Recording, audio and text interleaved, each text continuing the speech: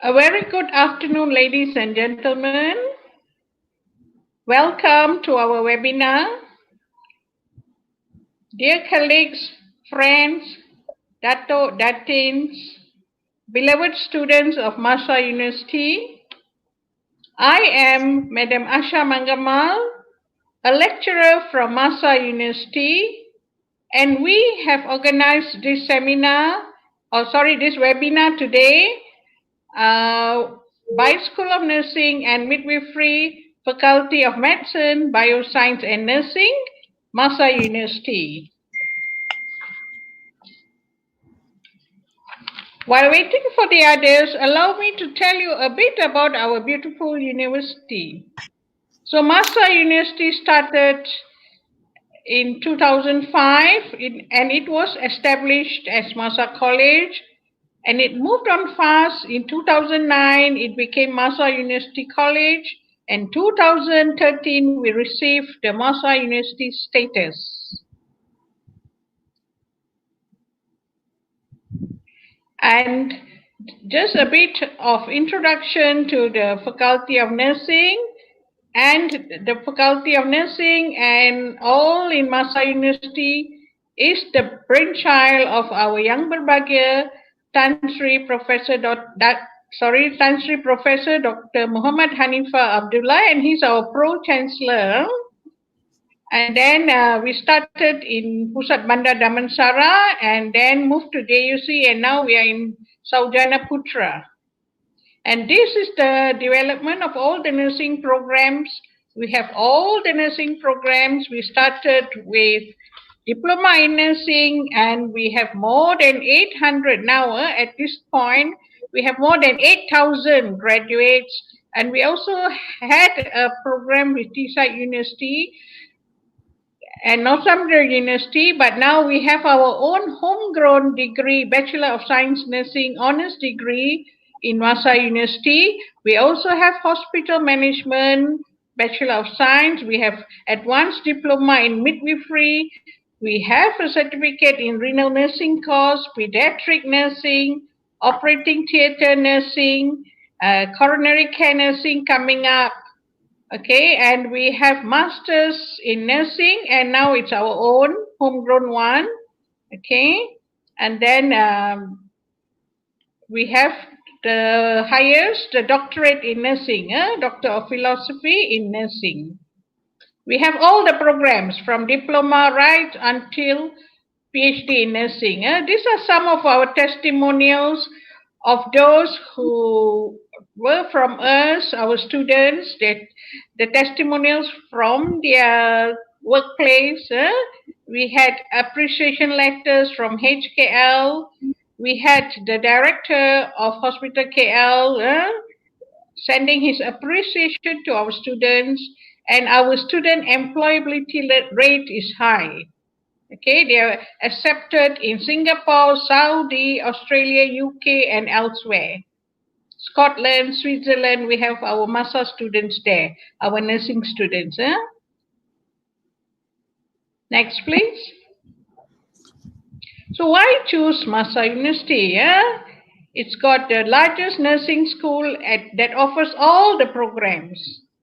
We have all the good facilities in the university. We have a sports complex. We have a fantastic skills lab.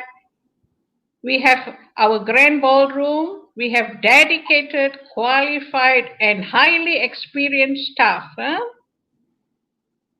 Next, please. So why choose MAHSA? It's in the city. It's practice areas in private and healthcare centers and public hospitals. We allow a lot of flexibility in our programs offered, and definitely we use innovative teaching learning platforms. We have learner management systems. We have simulation-based education, online learning systems in place, and the open distance learning platform. Okay, so we have affordable fees. We have support and revision classes when the nursing students are going for their nursing board exam. Okay, and we are doing branding and international collaborations. We have a lot of international collaborations with overseas universities. Okay, these are our programs. We have all of these programs, and we have received accreditation by the MQA and the nursing board. Our students normally achieve 100% pass in nursing board exams, and they receive a lot of national and international scholarships to pursue their studies. So this is the organization chart of our School of Nursing.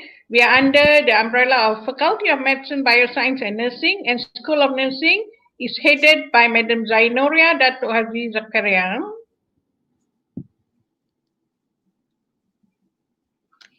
So we have a lot of staff who are of high caliber and experience, and we have all played a role in the nursing fraternity. We have been chief examiners, we have been panel of assessors, we have been board members of the Nursing Board Malaysia, we have been consultants for curriculum development, and a lot of our nursing faculty and lecturers have received numerous awards. And we also get involved in audit. We also get involved and are members of the Global Nursing Leadership Institute. We work in collaboration with many other countries. We have been involved in national and international reviews of research papers, etc. Okay, we have good reports from our external examiners on our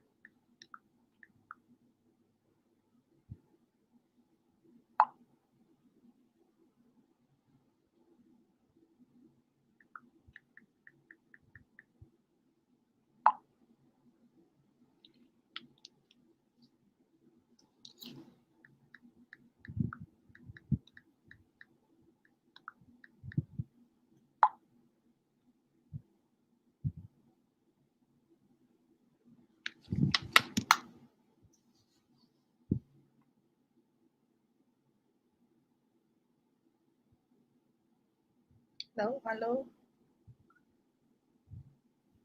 Boleh saya take over? Tapi macam mana introduction saya?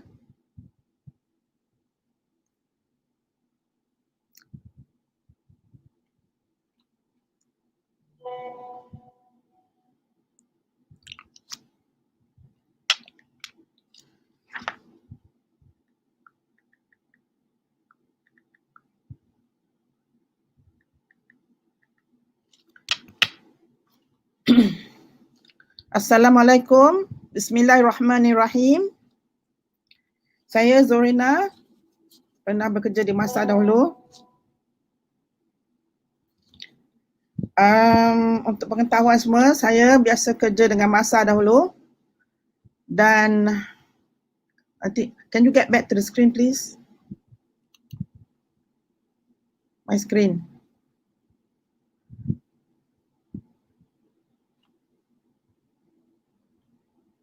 Yes. As you can see on the topic today that is given to me, compassion, fatigue, and you, will be given by me today, Datin Zorina binti Harun. I'm a registered nurse with all these following extra qualifications. And I would like to thank MAHSA for being able for me to finish the studies. And I would like to thank you to School of Nursing and Midwifery, Medical Faculty and Bioscience, MAHSA University, for giving me the opportunity to present today's topic. My presentation today will be following on the framework as shown on the screen. Now there are 5 subtopics. Begin with nature and characteristic of compassion fatigue, process flow and predictors of compassion fatigue, behavioral manifestations of compassion fatigue, lived experiences of compassion fatigue sufferers, and finally about management of compassion fatigue. Next slide, please. Now, based on the first topic is on nature of compassion fatigue. First and foremost, I would like to explain the meaning of compassion. It is the ability, to understand the nature of sufferings experienced by self or others with the motivation to alleviate the sufferings. Next, we come the compassion satisfaction. Hello, the positive aspect of giving care to others and providing support for those who may outweigh the difficulties of the job. Next slide. And the third one will be compassion suffering, and this refers to personally experiencing the sufferings of others they see, they hear, and they worry. And now let me explain from seeing, upsetting, suffer from pain of clinical investigations, complication of the disease, and side effects of treatments. And it is also rather difficult. Slowly, you see them dying in front of your eyes. And from from seeing also families and friends getting sad, tired, stressed, and unwilling to let go. It is not easy to see someone you love change from being able to do everything to not able to do anything. They become from being independent to dependent. Now, compassion suffering from hearing. After going through all those clinical investigations, treatments, then they receive bad news that the disease or the sufferings are terminal, showing that it is prognosis poor and little chance of recovery. It is rather heartbreaking hearing individuals expressing the awareness of imminent death, unbearable pain, and a desire to give up. And thus develop this worrying situation where they worry is about pain, the sufferings, complications, and side effects of treatment, feeling of giving up hope and fear of death, worried about other family members regarding coping and grief.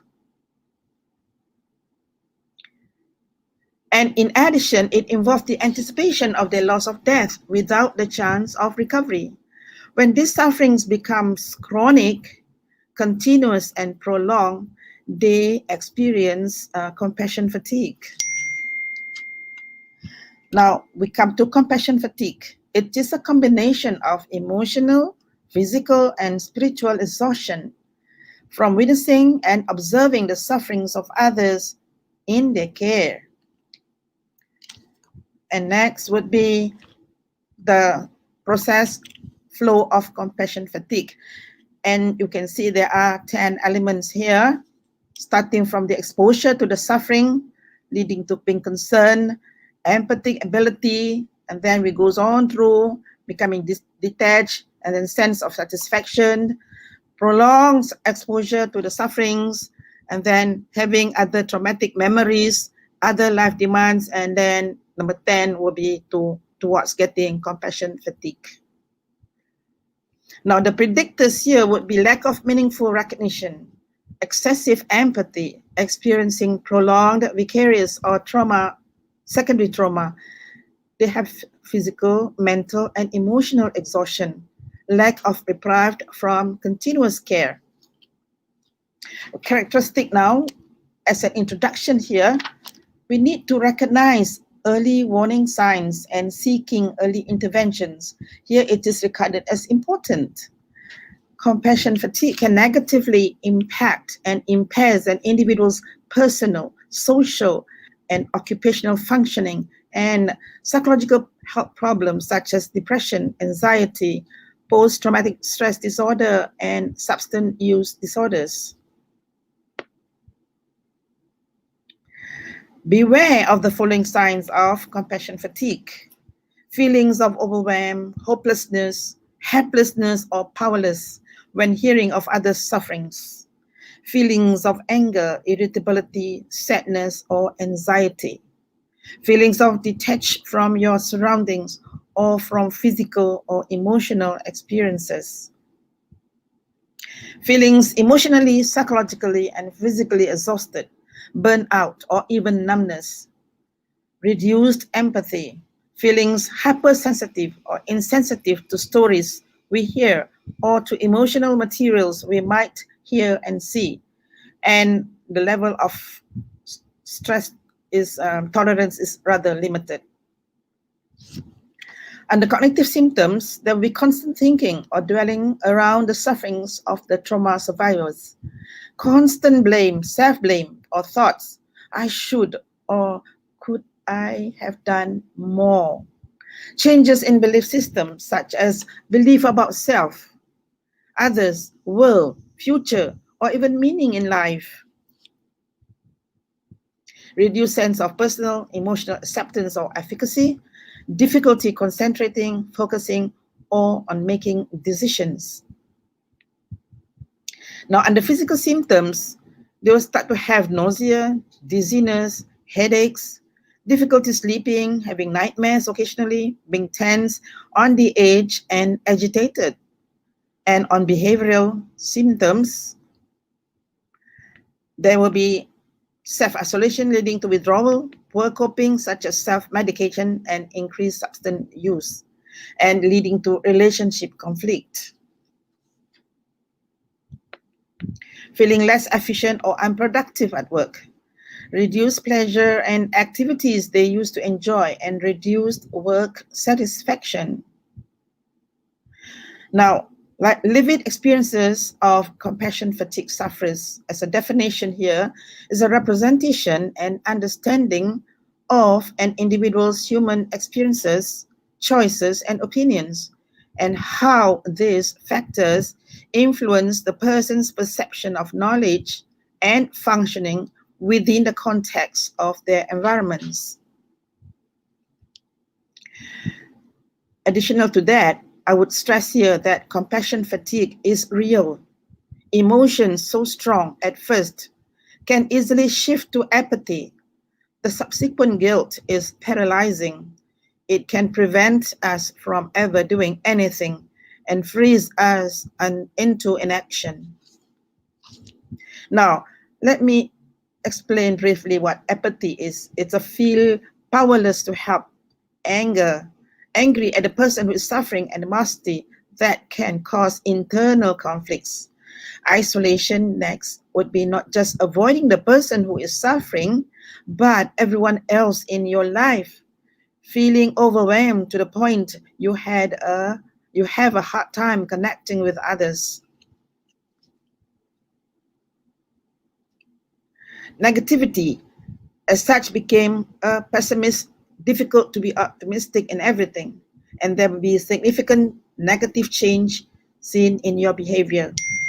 You'll be seen to be having fatigue, all the time tired, and the exhaustion is overwhelming.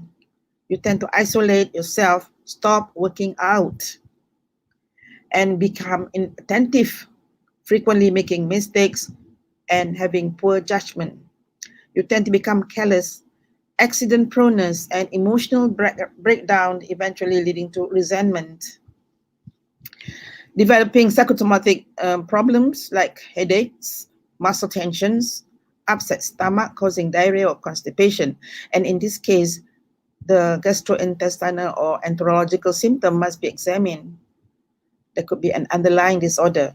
And also insomnia, sleep disturbance, inattentive, poor concentration, and forgetfulness. And the moods becomes labile, changing moods from anger and loss of objectivity. And under the management of compassion fatigue, we have three parts here. First, with generic, individual and family, and dealing with specific issues, basically dealing with the emotions, behavior, social, and spiritual. Now, personal strategies of managing compassion fatigue. Labeling and understanding disturbed patterns of behavior. Spend some quiet time learning mindfulness. Review resources available. Identify personal coping strategies. Recharge. Review daily. Example, maybe to start with doing simple exercise. Develop caring communication style. Have a meaningful conversation each day. Establish boundaries. Reframe difficult interaction. Directing self towards religious activities. This depends on what religion you are having. Get enough restful sleep. Taking time off. Take one thing at a time and laugh aloud. Follow a familiar routine and maintain a healthy, regular diet. Create a safe place in your imagination. And develop positive self-care strategies and healthy rituals, plus using relaxation techniques. Resolve interpersonal problems and use positive ways of coping with stress. And be aware of changes in the level of compassion fatigue. And my conclusion here, okay, improving recognition and awareness of compassion satisfaction and compassion fatigue may prevent emotional exhaustion, helps identifying interventions that would sustain you and others to remain healthy. And these are the selected references. I've listed some only. And I also like, Waalaikumsalam warahmatullahi wabarakatuh. And I would like to thank you all for this webinar. Thank you.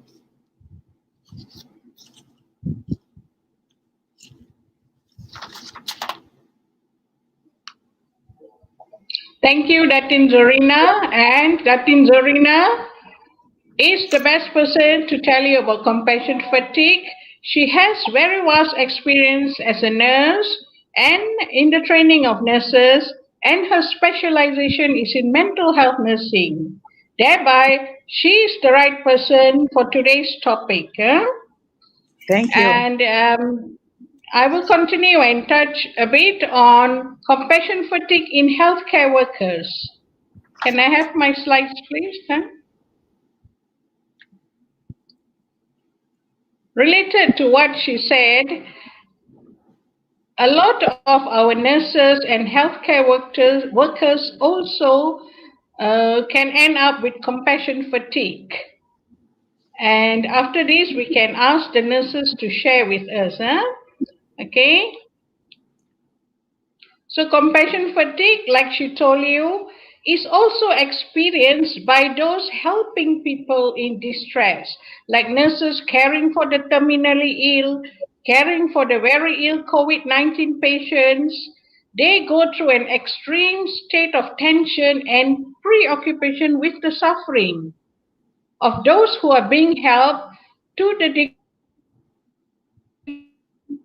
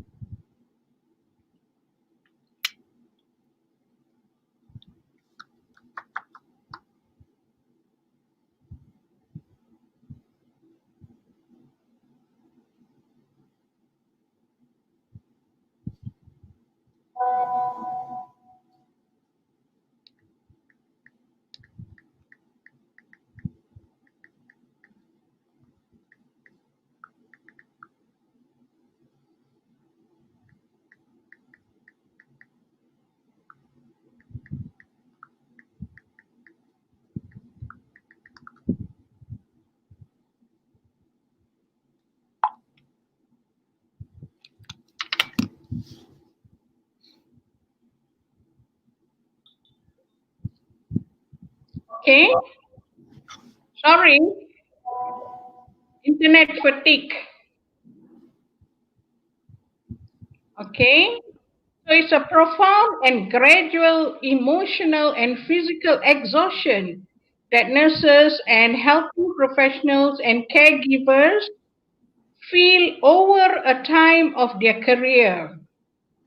And it's an erosion of all things that keep us connected to others, our empathy, our hope, our ability to tolerate emotions and difficult stories, our compassion for others, and also ourselves will slowly erode.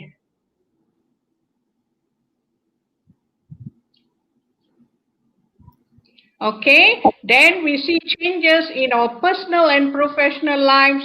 Nurses and healthcare workers become dispirited. They become bitter at work and contribute to a toxic work environment. They make more errors. They violate patient boundaries. And then the patient also will lose respect for the nurses. Nurses or healthcare workers may also become short tempered and feel constant guilt and resentment. These are the feelings that you will get when you go into compassion fatigue. And compassion fatigue can also happen to caregivers, like family members taking care of them and all.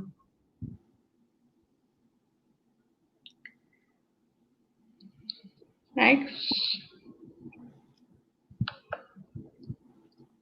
Next, please.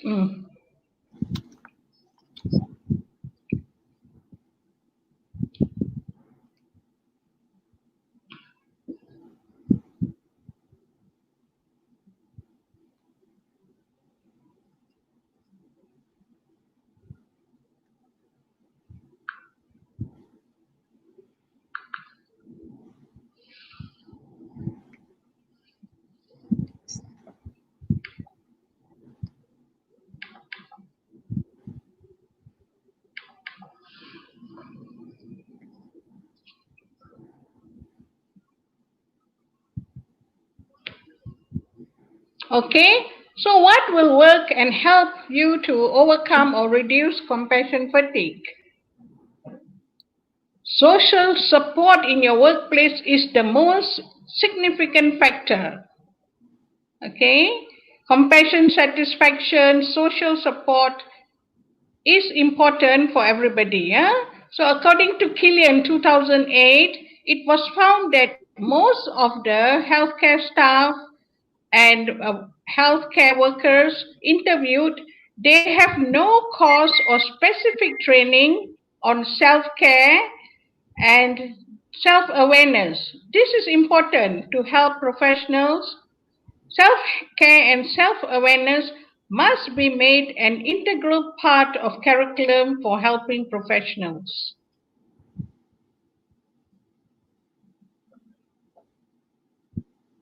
So being aware of your current feelings, your actions, your reactions, gaining an understanding how to deal with anger, hurt, and resentment will go a long way to help you.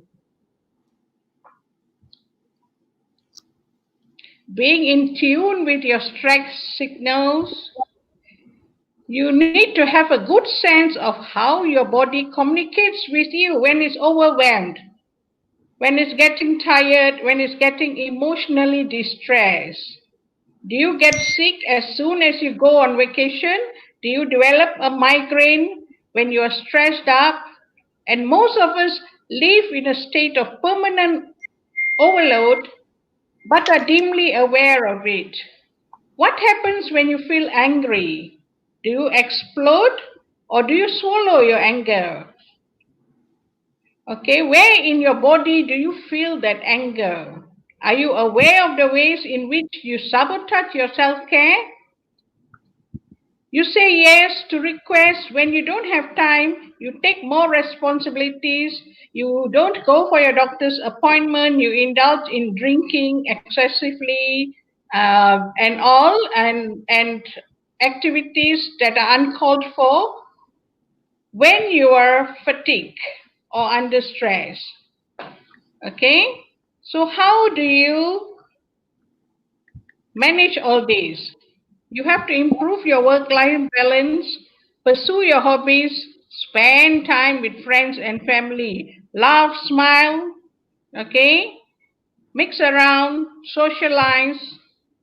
The next thing is you have to develop resilience through relaxation training and stress reduction techniques. Okay, you must go and get coaching, counseling, clinical supervision if needed, and you must manage workplace toxicity. Don't feel wronged and bitter. Don't feel the sense of helplessness or prosecution when you are stressed.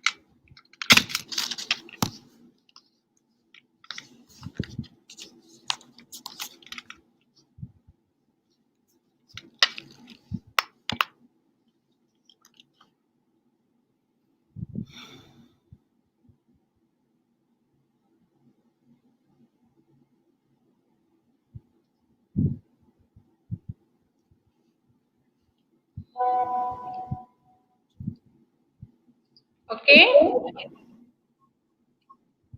now we open for sharing. Okay, overcome or manage all your warning signs, your physical, behavioral, and psychological warning signs.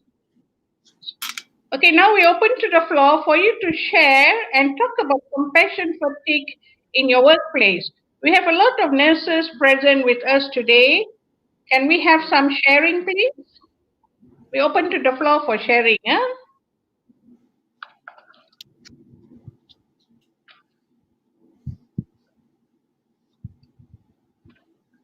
Yeah, I can see one question here by Puan Zainuria Zakaria. She's asking about comment on compassion fatigue versus burnout.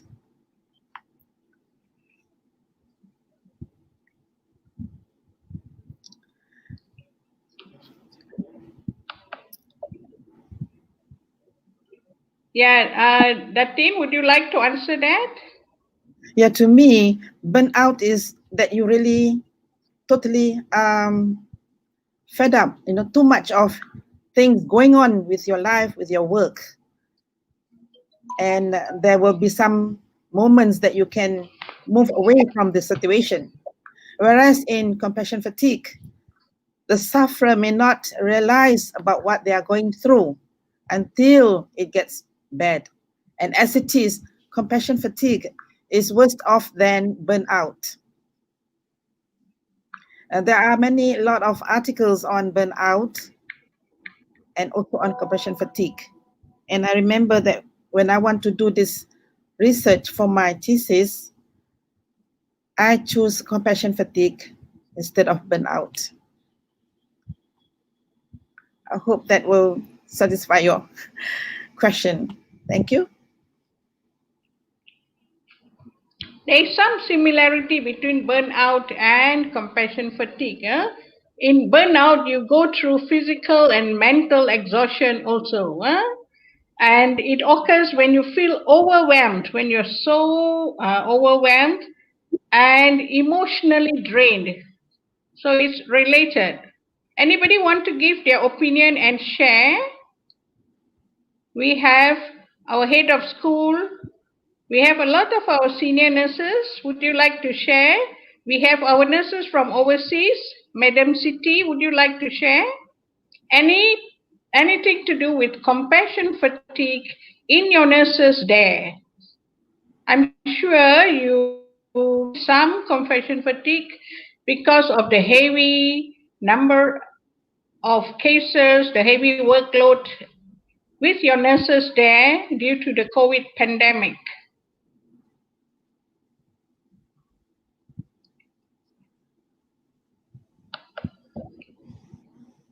Anybody would like to share or say anything about compassion fatigue with your healthcare staff? Or how you help them? How do you help them to prevent compassion fatigue? How do you support them at this time during the COVID pandemic? How do you support your nurses?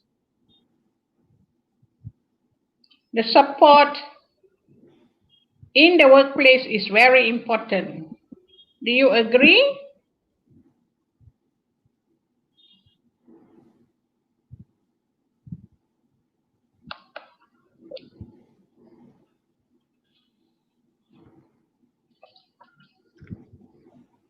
Puan Zainuria, would you like to add something to support in the workplace?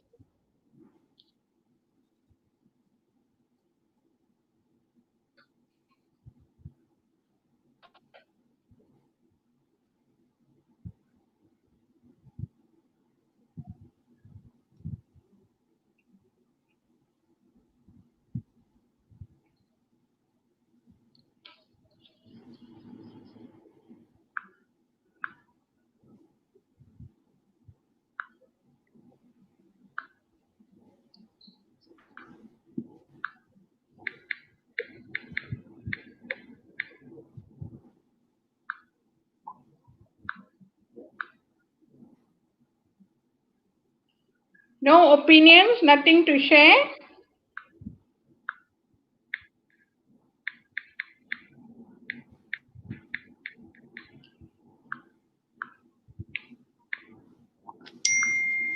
So if there are no other sharing,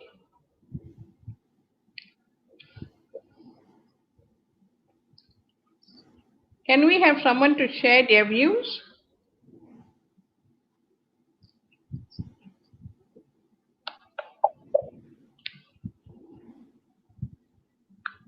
We can't hear. We can't hear.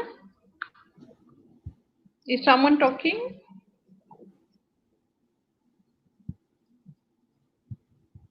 there's a comment there from Siti Rosna Ma'ruf saying that they frequently do huddle and meeting to listen to the nurses. Well, that's good actually.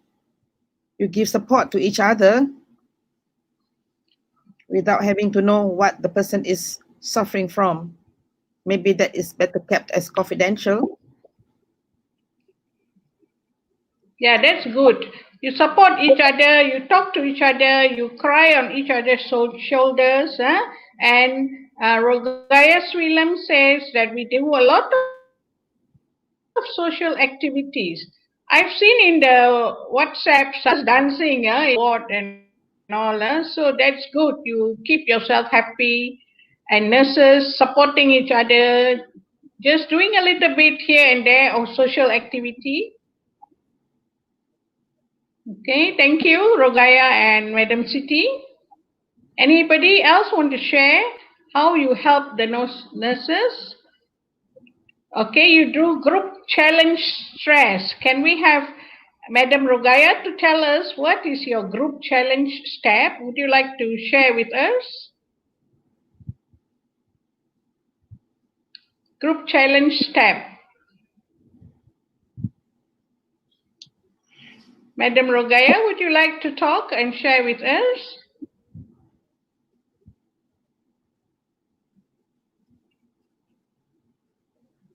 Group challenge activities, is it? Oh, okay. Abhirami said always acknowledge their feelings. Yes, you must listen to them and acknowledge their feelings. It's a different situation totally, especially during the pandemic. Their feelings will be different. Some of them experience fear, insecurity. So always acknowledge and listen to them sharing their feelings. That is good. Kalda, thank you. Kalda says take positive action to change the environment. For example, what do you all do, Kalda, to change the environment? Allow them to express their feelings.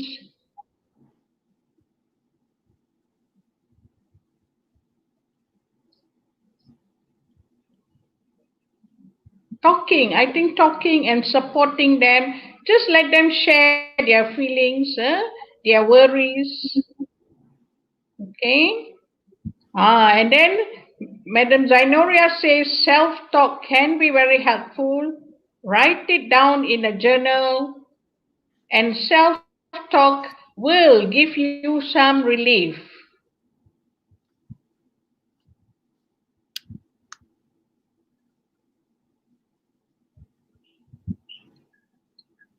Oh, you walk every day? Okay, Rogaya shared about her challenging walk.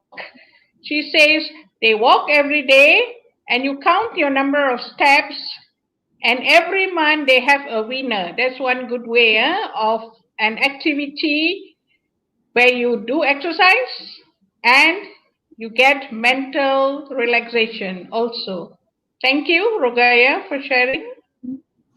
And before I finish off, I would like to share a little bit here that there are a lot of things that can calm us, okay?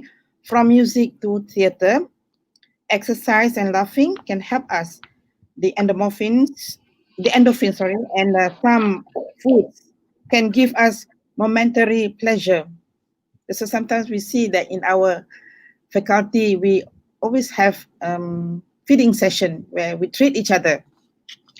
But what do we do when we need inner peace? And inner peace here means that can search of tranquility and calmness all throughout our physical, mental, and spiritual souls. And even in the Quran, Allah mentioned, Allah does not burden a soul beyond that it can bear. Verse 2, Surah 286. I hope. Thank you, Ratin. Yes. Thank you, Ratin. Okay, working together as a team, support each other. Thank you, Kalda. Spending time with your hobbies, Suguna, spending time with your hobbies, feed a pet, play with your pet, do what you like to do other than work, work, work. Okay? Hobbies important, going out, mixing around. Provide some time for yourself, huh? Okay?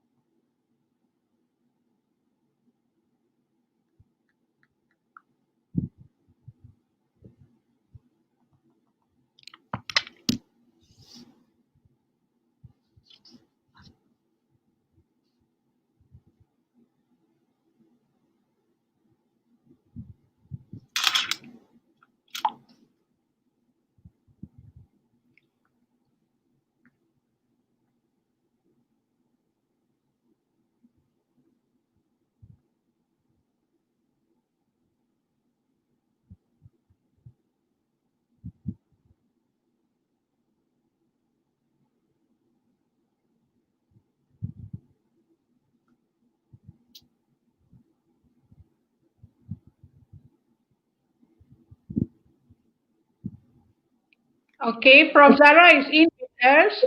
She said we have a lot of choice to choose and do things according to our capabilities.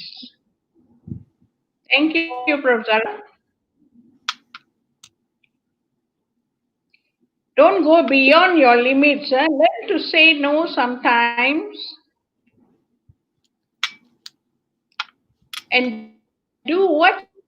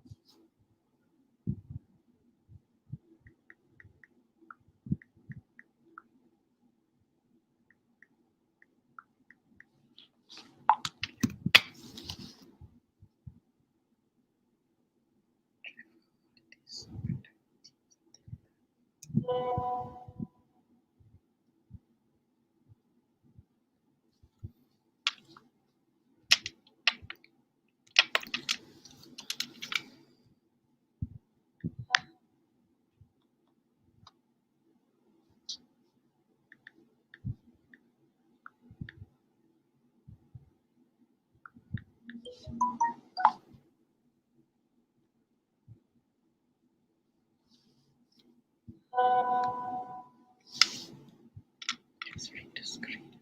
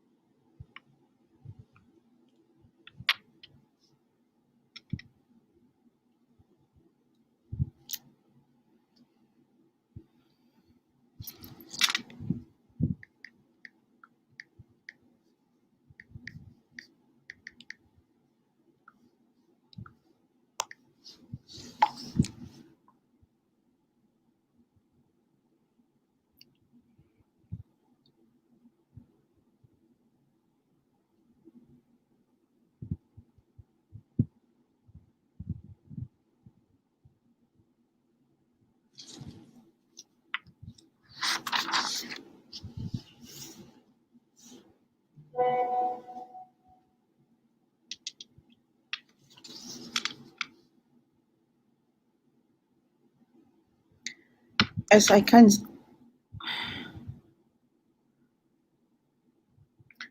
see from the screen here from Mangai Arumugam, she mentioned about engaging with different social circle and social activities, traveling, going for holidays to break the routines of daily life. And as it is, going for holidays at the moment is rather restricted. We are under the SOP to curb COVID-19 from spreading further, so we can postpone holidays for the time being. Yeah, and then some nurses may not want to share their compassion fatigue with their superior, and the best way is to introduce buddy system. Actually so, because sometimes you may be probed into telling your difficulties.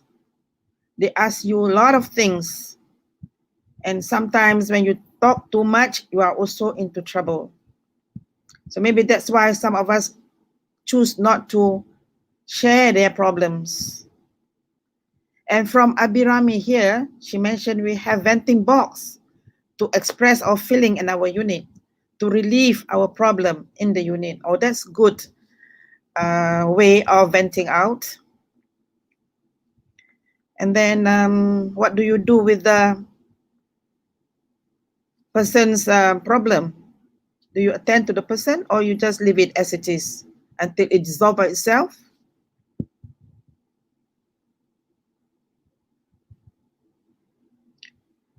Usually, I would say that we are good at asking people what their problems are, but not doing anything much to give them relief.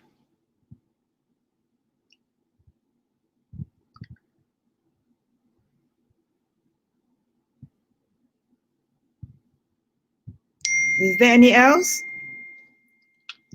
would like to share about this?